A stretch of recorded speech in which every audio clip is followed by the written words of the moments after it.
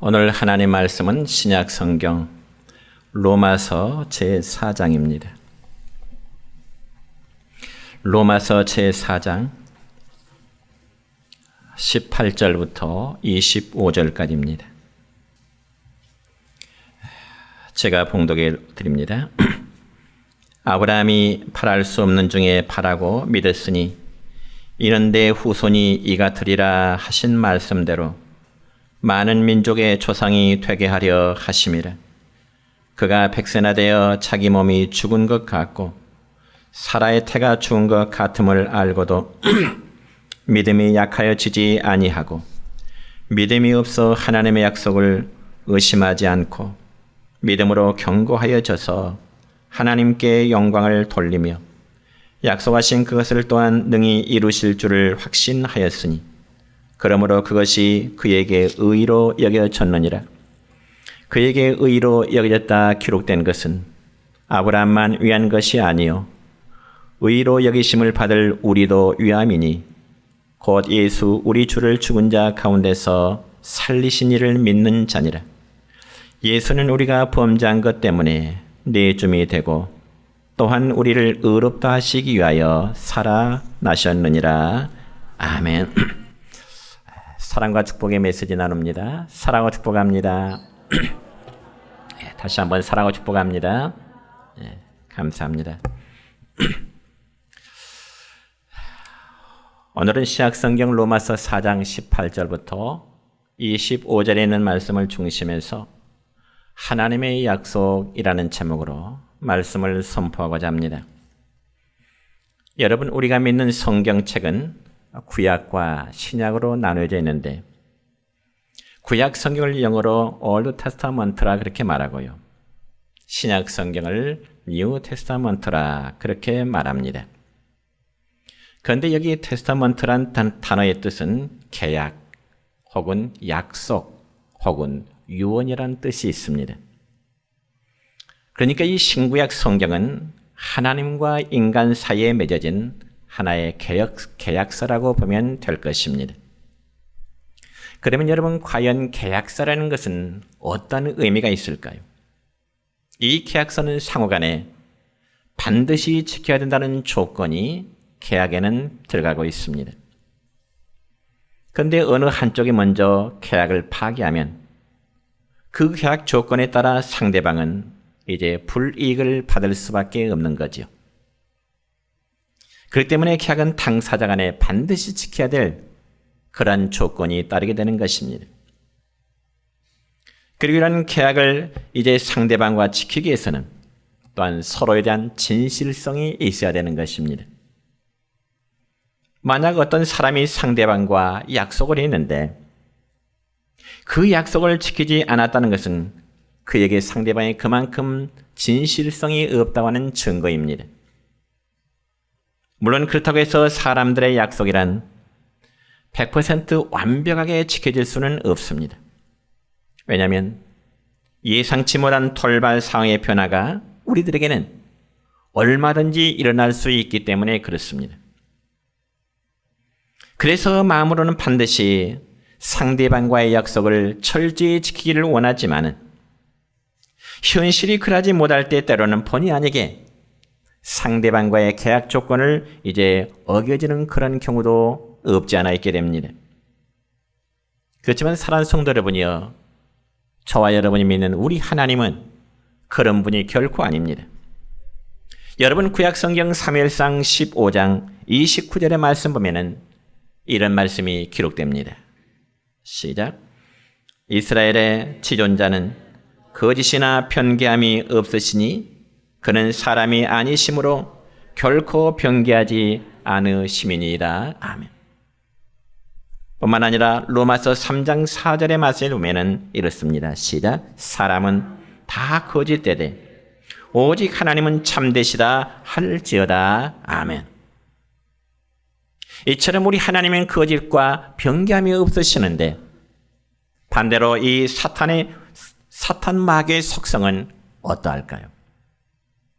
이 점에서 신약성경 요한복음 8장 44절의 말씀 보면은 이렇게 기록됩니다. 시작. 그는 처음부터 살인한 자요 진리가 그 속에 없으므로 진리에 서지 못하고 거짓을 말할 때마다 제 것으로 말하나니 이는 그가 거짓말쟁이요 거짓의 아비가 되었음이라. 아멘. 그러니까 이 사탄 마귀는 사람들의 입술을 통해서 거짓말을 하게 하고요, 위장술을 써서 사람들을 속이게 하고요, 그리고 결국 사람을 멸망의 길로 유도하는 것이 사탄 마귀의 하는 일인 것입니다. 그러니까 악한 영이 사탄 마귀는 상습적으로 거짓을 유포하고자 한다는 것입니다. 그렇지만 하나님과 인간 사이에 맺어진 이 계약 혹은 약속은 쌍방이 다 믿고 반드시 실천해야 되는 그런 조건이 따르게 되는 것입니다. 여러분, 구약성경 창세기의 말씀을 보면 하나님께서는 믿음의 조상이라 불리우는 아브라함에게 아들을 주시겠다고 하는 그 약속의 말씀을 하십니다. 그러면서 하나님은 아브라함이 말씀하시기를 너는 많은 민족의 아버지가 될 것이라 말씀하시고, 아브라함의 아내 사라에게는 너는 많은 민족의 어머니가 될 것이라고 하는 그런 약속의 말씀을 아브라함에게 주시게 됩니다. 그런 아브라함이 하나님으로부터 이러한 약속을 받을 당시에는 이미 아브라함의 부부가 아이를 낳을 수 있는 시기가 다 지나버린 때였습니다. 그래서 구약성경 창세기 18장 11절의 말씀 보면은 이렇게 말씀이 기록됩니다. 시작. 아브라함과 사라는 나이가 많아 안 늙었고 사라에게는 여성의 생리가 끊어졌는지라. 아멘. 그러니까 인간적인 생리 현상으로는 아브라함이나 그의 아내 사라가 이미 노쇠해서 자녀를 낳을 수 없는 그런 상황이라는 말입니다. 여러분 생각해 보세요. 여성이 아이를 낳으려면 정상적인 생리 현상이 있어야 되는데 여성으로서의 생리 현상이 끊어졌다고 하는 것은 여성이 노쇠해서 더 이상 자녀를 낳을 수 있는 생산의 기능이 멈추었다고 하는 증거입니다. 그럼에도 불구하고 오늘 읽은 본문 19절과 20절까지의 말씀을 보면 이렇습니다. 시작. 그가 100세나 되어 자기 몸이 죽은 것 같고 사라의 태가 죽은 것 같음을 알고도 믿음이 약하여지지 아니하고 믿음이 없어 하나님의 약속을 의심하지 않고 믿음으로 견고해져서 하나님께 영광을 돌리며. 아멘. 그러니까 아브라함과 사라는 자기의 신체 기능이 이미 아이를 낳을 수 없는 그러한 상황임에도 불구하고 하나님께서 주신다는 그 약속이기 때문에 그 하나님의 약속을 믿음으로 바라보게 되었다고 말씀하고 있습니다. 그리고 그 하나님은 능히 그 일을 이룰 수 있는 분. 하나님은 아브라함 부부에게 자녀를 줄 수 있다는 그 약속을 하나님이 이루실 수 있다고 하는 그 사실을 아브라함 부부는 믿음으로 받아들이게 되는 것입니다. 이거 대단한 믿음입니다, 여러분. 왜냐하면 불가능의 현실을 이제는 가능으로 받아들였기 때문에 그렇습니다. 흔히 사람들은 어떤 일에 대해서 가능과 불가능의 판단을 바로 자기의 경험에 의존해서 가능과 불가능을 판단합니다. 무슨 뜻인가 하니? 여러분 예를 들어 볼까요? 만약 제 옆에 50kg짜리의 돌 덩어리를 앞에 두고 50kg짜리 돌 덩어리를 앞에 두고 과연 내가 이 돌을 들 수 있을까? 아니면 들지 못할까? 이 가능과 불가능의 판단은 과거의 기준에 경험을 두게 되는 것이죠. 무슨 말인가 하니 내가 과거에 50kg짜리 돌을 들었다면 지금도 역시 들을 수 있는 가능성이 있다는 말이고, 과거에 50kg짜리 돌덩이를 들지 못했다면 지금도 역시 들지 못하리라고 하는 자기의 과거의 경험에 의해서 판단을 하게 되는 것입니다. 그렇다면 과연 아브라함의 경우는 어떠했을까요? 과거의 하나님은 아브라함은 과거의 하나님으로부터 아들을 주시겠다는 그러한 언약을 받은 적이 한 번도 없습니다. 그렇다면 당연히 아브라함 역시도 100세의 아들을 주시겠다는 그 하나님의 약속이 의심스러울 수밖에 없는 거죠. 그리고 자신들은요, 아브라함과 그의 아내 사라는 나이가 많아 늙었고요. 그럼에도 불구하고 아브라함의 믿음의 행위에 대해서 오늘 본문 22절의 말씀을 보면 이렇게 기록됩니다. 시작. 그것이 그에게 의로 여겨졌느니라. 아멘. 이처럼 우리 하나님은 분명히 약속을 지키는 분이십니다. 믿으시기 바랍니다. 그리고 그 약속을 믿는 성도들에겐 그 더 큰 축복을 주시고자 하시는 것입니다. 하나님은 성경을 통해서 우리에게 약속하시고요, 하나님을 신뢰하는 그의 백성들에게 결코 실망시키지 않으신 아주 신실하신 그 하나님이십니다. 우리가 믿는 하나님은 거짓과 변개함이 없으신 아주 신실하신 하나님이십니다. 그 신실하신 하나님을 함께 찬양합니다.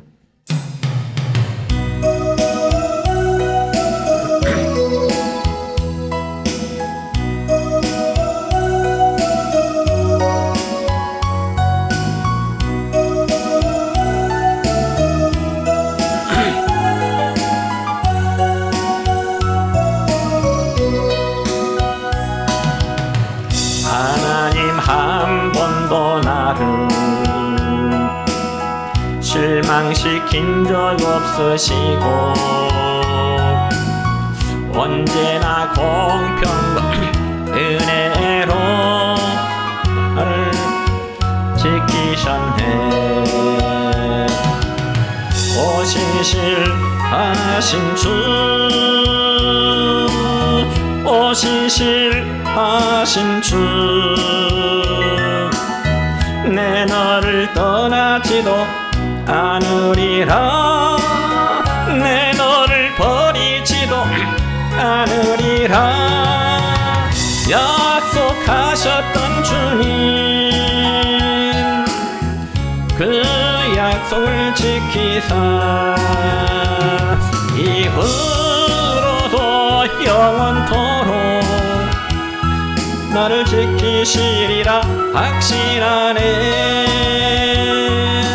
지나온 모든 세월들 돌아보아도 그 어느 것 하나 주의 손길 미친 것 전혀 없네. 오신실하신 주, 오신실하신 주, 내 너를 떠나지도 않으리라, 내 너를 버리지도 않으리라. 약속하셨던 주님, 그 약속을 지키사 이후로도 영원토록 나를 지키시리라 확신하네.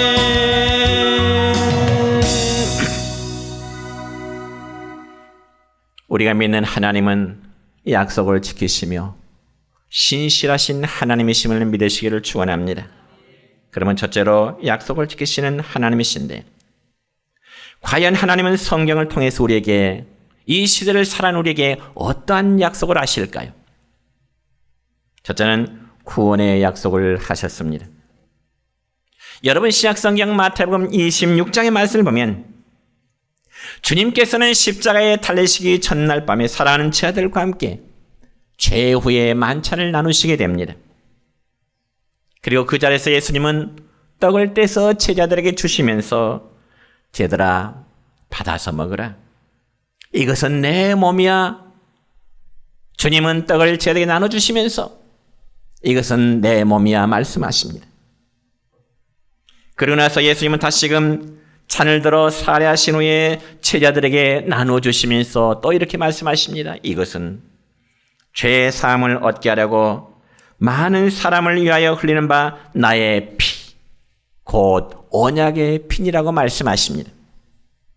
여러분, 여기 언약의 피라는 의미는 계약의 피 혹은 약속의 피라고 하는 그런 의미입니다.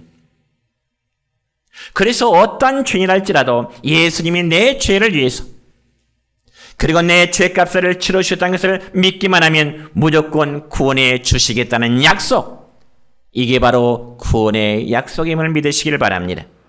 그럼에도 많은 사람들은 하나님의 구원을 값없이 받는다고 하니까 마치 구원의 기중성을 바르게 인식하지를 못하고 있습니다. 여러분, 저는 도대체 명품이 무엇인지도 몰라서 명품을 좋아하지 못하고 있지만은, 그러나 대부분의 사람들은 참 명품을 좋아한다고 하죠. 특히 여성들이라면 명품에 더 관심이 있을 것입니다. 그래서 명품의 브랜드가 짝퉁일지라도 아마 그것을 더 선호한다고 그래요. 그리고 심지어 명품이라면 제품의 질이 좀 낮더라도 명품을 선택한다는 거 아니겠습니까? 왜냐하면 값어치가 있게 보이기 때문에 그렇습니다. 우리 전라도 말로 뽀대가 나기 때문에 그러겠죠. 그러나 여러분, 아무리 질 좋은 제품일지라도 일단 중소기업의 제품이라면 별로 관심을 갖지 않으려고 해요. 그리고 값어치를 낮게 평가하려고 하죠. 그렇다면 여러분, 우리의 구원이 정말 믿음으로 값없이 이루어진다고 했는데 그 믿음의 조건이 과연 무엇일까요? 그것은 바로 그리스도의 피입니다. 그리스도의 피는 바로 주님의 피입니다. 그러니까 우리의 구원이 믿음으로 공짜로 얻어진 것 같지만은 사실은 그 뒤에 예수님의 피값이 지불되었다는 엄청난 사실입니다. 그러니 값없이 공짜로 얻어진 구원이라고 해서 누가 감히 주님의 피값을 낮게 평가해야 되겠습니까? 주님의 피는 여러분이요, 하나님께서 죄인들을 구원하시겠다고 약속하신 그 증거물이 바로 주님의 피임을 믿으시길 바랍니다. 그래서 하나님의 구원 약속은 당신의 아들의 피를 걸고 우리에게 주신 약속입니다. 세상에 그 어떤 부모가 자식들의 피를 걸고 약속할 수가 있겠습니까? 그렇지만 하나님은 인간을 구원하시고자 하실 때 당신의 사랑하는 아들의 피를 걸고 우리를 구원하시겠다고 약속을 하신 것입니다. 혹시 여러분은 어떤 분과 중요한 어떤 약속을 하고자 할 때 자신의 피를 걸고 약속하신 적이 있으실까요? 그렇지 않을 것입니다. 왜냐하면 피는 구약성경을 예수께서 말씀하시기를 피는 곧 생명이라고 말씀하고 있기 때문에 그렇습니다. 그런데 우리는 종종 어떤 개인이나 혹은 어떤 조직단체가 자기의 뜻을 관철하게 해서 어때요? 머리에 빨간 띠로 머리를 두르고 또 빨간 띠에 어때요? 단결 혹은 투쟁 이렇게 글씨를 쓰잖아요. 단체행동을 하면서 뜻을 관철하기 위해서 투쟁, 단결, 그리고 심지어는 혈서를 쓰기도 하잖아요. 여러분, 똑같은 글씨지만은 빨간 글씨로 쓴다든지 혹은 손가락에 피를 내서 혈서를 쓴다고 하는 것은 그만큼 자신의 생명을 걸겠다고 하는 그런 강한 의지가 있는 것입니다. 그렇지만 우리 하나님이 당신의 아들의 피를 걸고 인간의 구원을 계획하시고자 하실 때 그는 약간의 피 흘림의 정도가 아니라는 사실입니다. 여러분, 이 점에서 신약성경 로마서 3장 24절과 25절의 말씀 보면은 이렇게 기록됩니다. 시작. 그리스도 예수 안에 있는 속량으로 말미암아 하나님의 은혜로 값없이 의롭다 하심을 얻은 자 되었느니라. 이 예수를 하나님이 그의 피로써 믿음으로 말미암는 화목제물로 세우셨으니 그렇습니다. 그러니까 하나님은 아들이신 예수 그리스도를 화목제물로 세우셨다고 했는데 여러분 구약 성경을 읽기에 이 화목 제물이 되기 위해서는 완전한 죽음을 의미하는 것입니다. 단순한 빗방울 몇 개 떨어지는 정도가 아니라 하나님께 떨어지는 화목 제물은 완전한 죽음. 예수 그리스도의 십자가의 죽음은 완전한 죽으심이었습니다. 그러므로 하나님의 나라에서 상 받고 면류관을 받는 것은 우리가 이 땅에서 행함으로 받지만은 그것은 오직 믿음으로만 갈 수 있다고 하는 것이 하나님의 구원 약속임을 믿으시길 바랍니다. 두 번째로 하나님은 성경을 통해서 우리에게 물질에 대한 복의 약속을 하십니다. 여러분, 우리 성도는 이 땅에서 하나님의 뜻, 하나님의 섭리 가운데 때로는 물질로 인한 연단을 받을 때가 있습니다. 그래서 재물의 손실이라든지 혹은 농사의 실패를 맞이할 때도 있죠. 그렇다고 해서 하나님의 뜻은 당신의 백성들이 항상 궁핍하게 사는 것이 결코 하나님의 뜻만은 아닙니다. 그래서 하나님은 성경에서 물질에 대한 복을 가장 뚜렷한 약속으로 하시는 게 바로 너희의 11조 생활이라고 말씀하십니다. 저는 이 사실을 너무 중요하기 때문에 복음의 두 번째 복음이라고 저는 그렇게 한번 표현해보고 싶습니다. 물론 성도들이 하나님께 11조를 드려야만 구원받는 것은 절대적으로 아닙니다.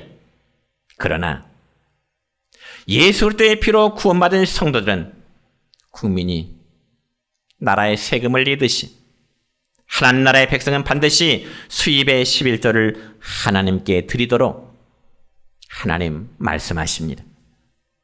그리고 11조를 우리가 드린다는 것은 반드시 어떤 교회의 직분자만 드리는 것이 아니고 모든 성도들의 당연한 의무라는 사실입니다. 왜냐하면 이것은 교회가 만들어낸 어떤 제도가 아니고요. 하나님의 명령이고 하나님의 약속이기 때문에 그렇습니다. 믿으십니까?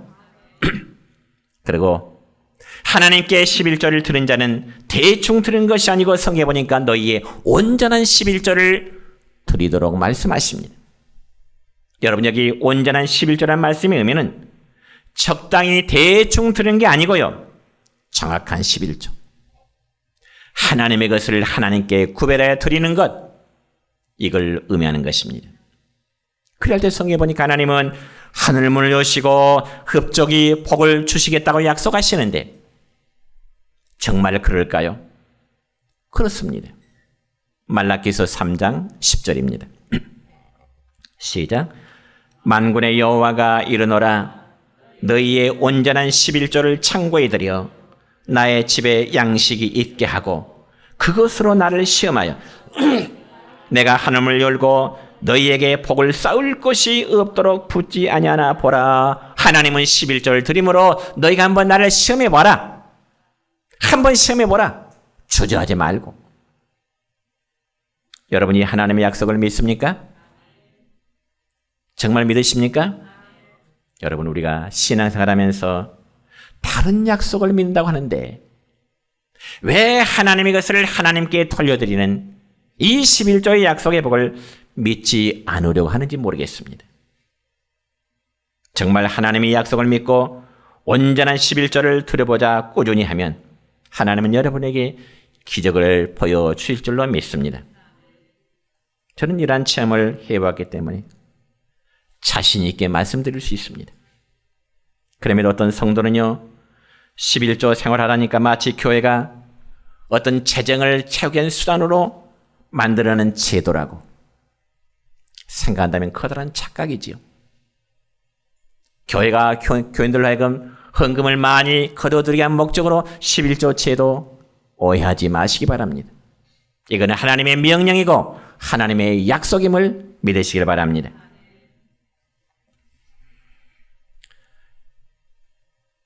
여러분, 11조를 들은 것은 우리의 입장에서 너무나 당연한 의무지만은 하나님은 우리의 의무 이행을 보시면서 뭘 약속해요? 복을 약속하십니다. 그럼 우리는 복을 받기 위해서 11조를 드리는 것이 아니라 드림으로써 하나님의 복이 임하심을 믿으시길 바랍니다. 드리는 목적과 자세가 분명해요. 내가 11조를 드림으로 하나님 복 주신다. 이것이 존재되면 안 되고, 드림으로 하나님의 약속을 내가 순종했기에 하나님의 복이 내게 임한다는 이러한 목적과 자세를 바르게 되는 것입니다. 그리고 세 번째로 하나님은 성경을 통하여 기도 응답의 약속을 하십니다. 여러분 성경에 보면은 믿고 기도하고 낭망하지 말고 계속 기도하면 응답해 주시겠다는 주님의 약속이 얼마나 많은지 모릅니다. 우리가 대표적인 말씀 한번 볼까요? 요한복음 14장 13절과 14절의 말씀. 시작. 너희가 내 이름으로 무엇을 구하든지 내가 행하리니 이는 아버지로 하여금 아들로 말미암아 영광을 받으시게 하려 함이라. 내 이름으로 무엇이든지 내게 구하면 내가 행하리라. 아멘. 저와 여러분의 기도가 믿음으로 구하는 기도 되시기를 축원합니다. 저는 여러분 과거에 어떤 한 여집사님으로부터 이런 부탁을 받은 적이 있습니다. 물론 우리 교회 집사님이 아니고요. 광주에 있을 때 어떤 집사님이 제게 이렇게 요구해요. 목사님, 내가 100번, 1000번 기도하는 것보다 목사님이 한 번 기도해 주시면 더 좋을 것 같으니 자기를 위해서 좀 기도해 주세요. 그런 기도 요청하더라고요. 어떻습니까? 올바른 기도예요? 요청이에요? 올바르지 못한 요청이에요? 다시 한번. 목사님 내가 100번, 1000번 기도하는 것보다 목사님이 한 번 기도 중에 더 좋을 것 같아서 목사님께 기도 요청합니다. 기도해 주세요. 바른 기도예요? 바르지 못한 요청이에요?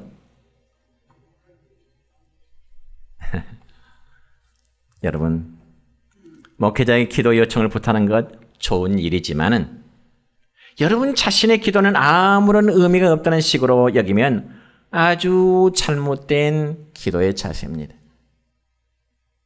여러분 야고보 사도는 말하기를 의심으로 기도하는 사람은 결코 하나님의 응답을 받지 못하리라고 말씀하십니다. 여러분 생각해 보세요. 우리가 어떤 사람에게 무엇을 요구할 때는 어때요? 상대방으로부터 내가 요구한 것을 받고자 하는 그런 기대감으로 상대방의 무엇을 요구하지. 그냥 받아도 그만, 안 받아도 그만, 그런 마음으로 요구하지는 않아요. 그렇잖아요. 그리고 자신이 요구하는 것을 상대방이 과연 들어줄까, 안 들어줄까. 그런 요구함도 마치 상대방이 요구하는 자세는 올바른 자세는 못 되는 겁니다. 그래서 예수님 우리가 하나 앞에 기도하는 자세에 대해서 마가복음 11장 24절에 보니까 우리 주님은 이렇게 우리에게 말씀하십니다. 시작. 무엇이든지 기도하고 구하는 것은 받은 줄로 믿으라. 그리하면 너에게 그대로 되리라. 그대로 되리라. 그렇습니다. 우리는 기도한 다음에 받은 줄로 믿으시기를 축원합니다. 물론 그 기도 응답이 시간이 언제 일는지는 알 수는 없습니다. 그럼에도 기도자는 믿음으로 기도했다면 일단 받았다는 확신을 가지시기 바랍니다. 그래서 주님이 말씀하시잖아요. 기도하고 구하는 것은 받은 줄로 믿어라. 그리고 말씀하시기를 기도하는 자가 낭망하지 말아라. 기다리면서 하나님께서 내게 내 기도를 들으셨다는 사실을 믿음으로 받아들이고 기다리라. 낭망하지 말아라. 그리고 그게 두 번째로 하나님의 약속이 성취되려면 우리는 과연 어떻게 해야 될까 하는 문제입니다. 두말할 없이 저는 굳게 밀어야 되겠죠. 여러분 앞에서 말씀을 드렸듯이 우리 하나님의 약속은 거짓 때문에 변개함이 없이 하나님은 신실하신 하나님이십니다. 그렇기 때문에 그 하나님의 약속은 결코 변함이 없으십니다.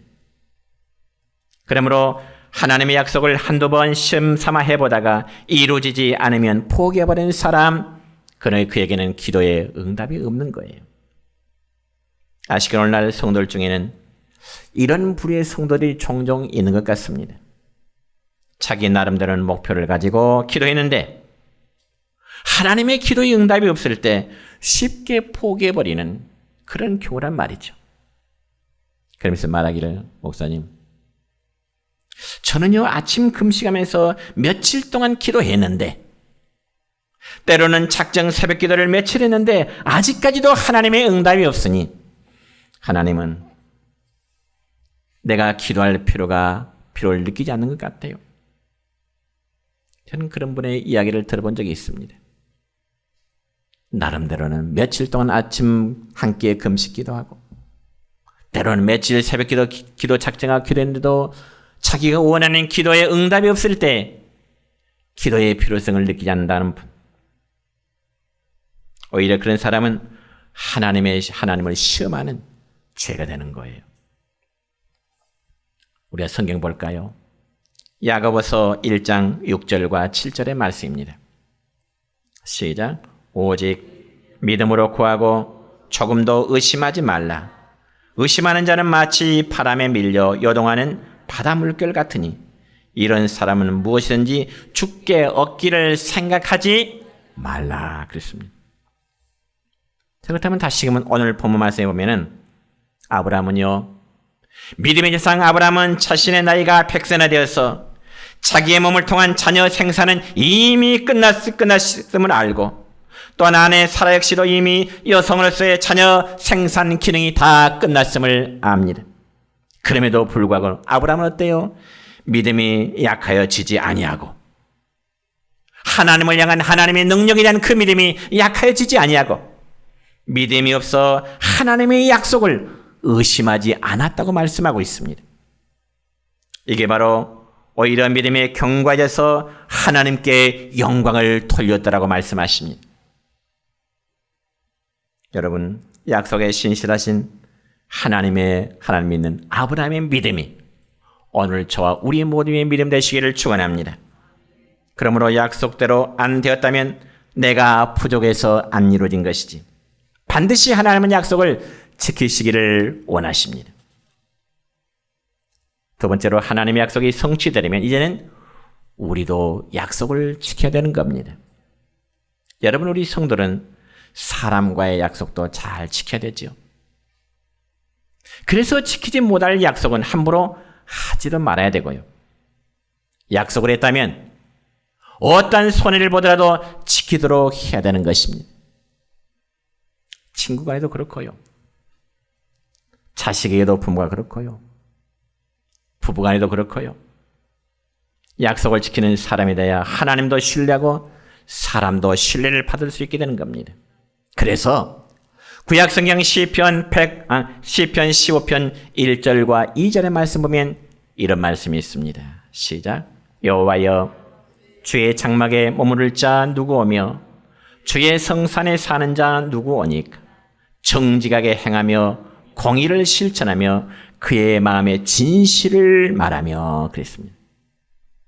이처럼 하나님과의 약속은 너무 중요합니다.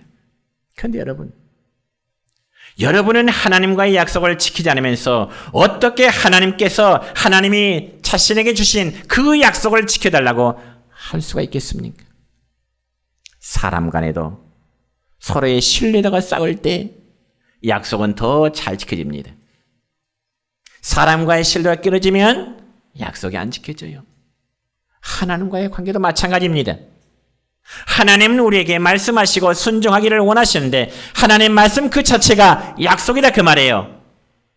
하나님의 말씀을 지킨다는 것은 우리가 하나님의 약속을 지키는 것인데 우리는 지키지 않으면서 왜 하나님 나에게 약속했던 그 약속을 이루어주지 않으십니까? 그렇게 말할 수는 없다는 겁니다.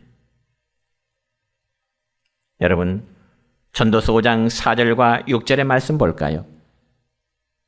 시작. 내가 하나님께 소원하였거든 갚기를 더디게 하지 말라. 하나님은 우매한 자들을 기뻐하지 아니하시나니 소원한 것을 갚으라. 소원하고 갚지 아니하는 것보다 소원하지 아니하는 것이 더 나으니 내 입으로 내 육체를 범죄하게 하지 말라.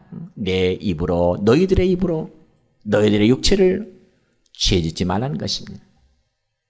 한마디로 말하자면 약속 지키지 못할 바에는 차라리 약속하지 말라 그런 뜻이겠지요. 뿐만 아니라 신명기 13장 23절의 말씀 보니까 내 입으로 말한 것은 그대로 실행하도록 유의하라 이런 말씀이 있어요.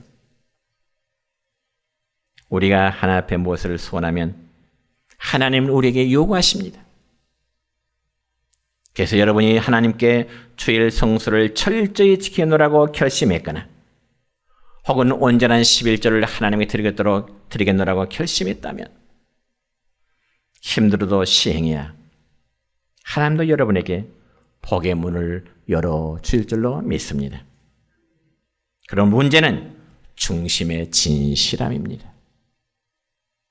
하나님은 지금 이 순간 저와 여러분의 마음의 중심을 요구하고 계십니다. 이제 말씀을 맺습니다.